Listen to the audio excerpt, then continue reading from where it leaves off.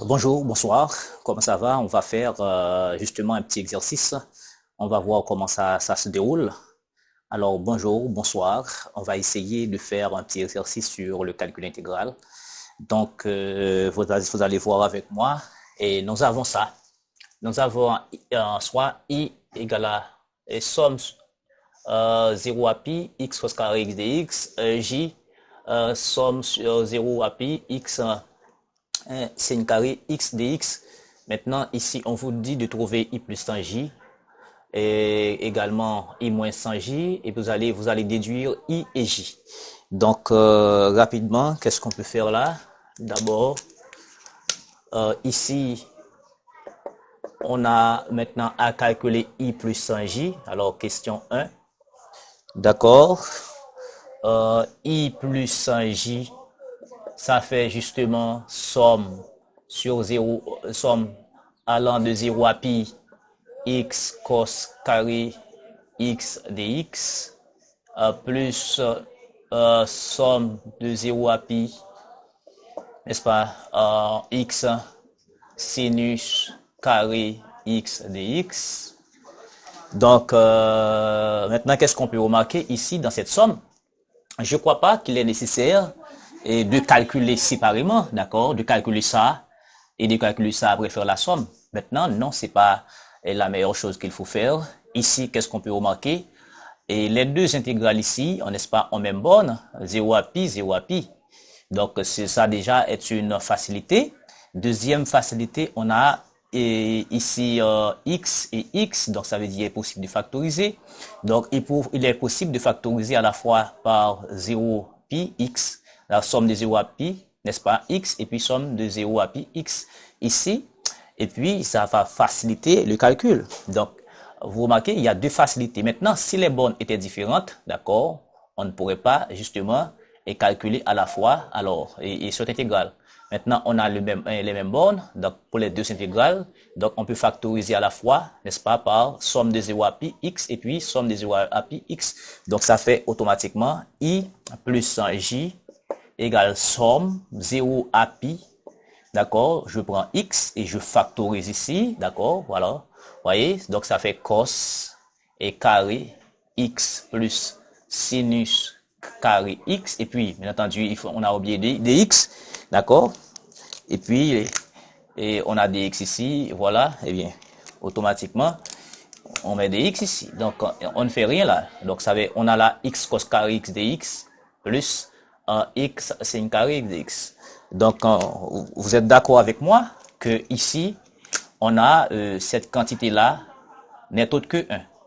D'accord? Selon l'identité trigonométrique. Donc, rapidement, on a i plus 100 j et ça fait somme de 0 à pi. Et puis, ici, c'est x. De l'autre côté, c'est 1. Donc, ça fait dx. Donc, cette intégrale fait justement 1 demi x carré. D'accord? 1 demi x carré. 0 à pi.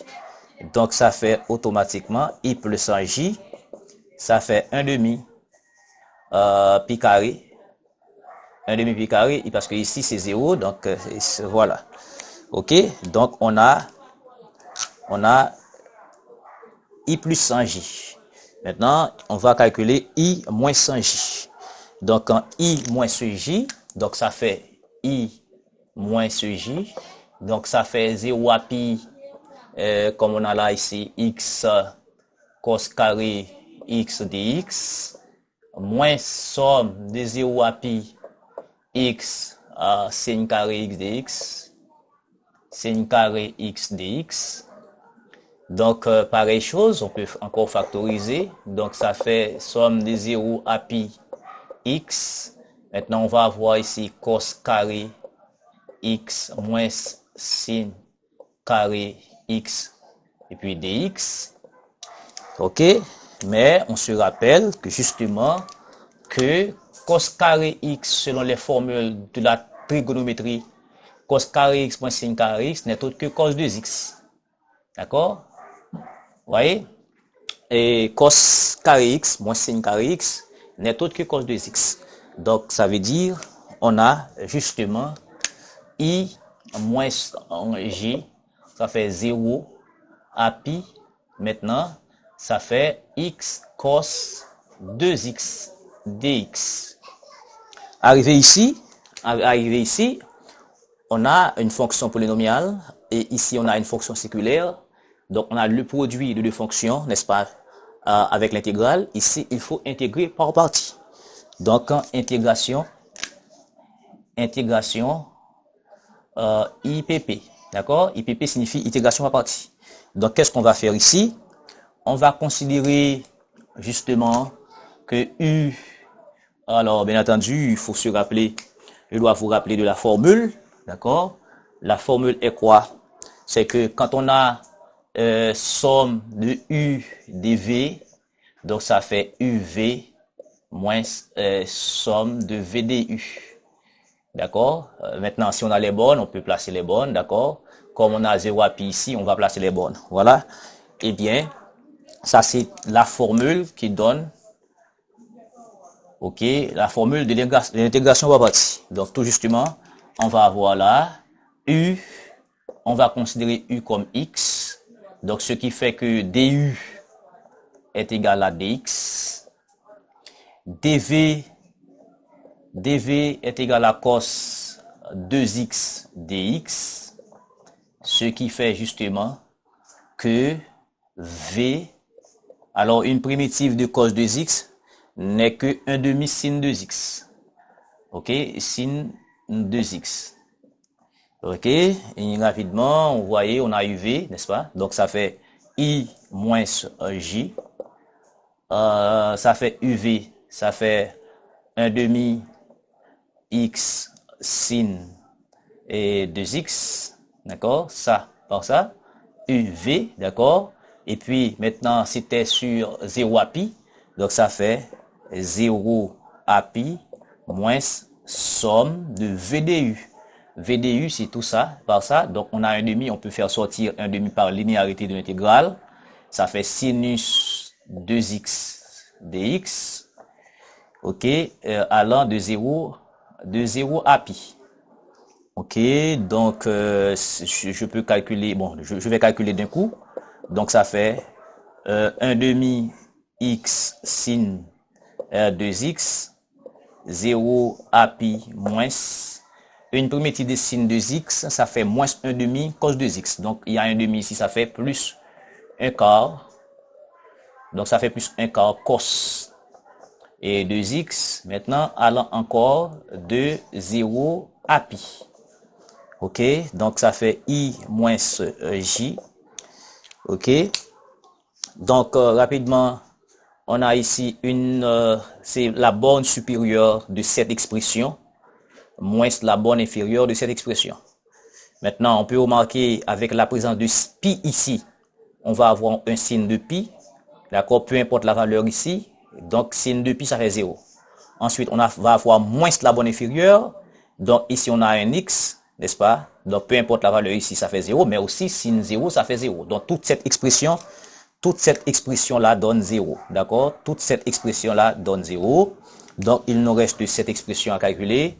Donc ça fait 1 quart. Donc ça fait 1 quart. Ok, ça fait quart. Maintenant, on va avoir ici cos de pi. D'accord? Cos de pi, ici. Et puis moins cos 0. Moins cos 0. Donc en I moins J. Donc en cos de pi n'est autre que 1.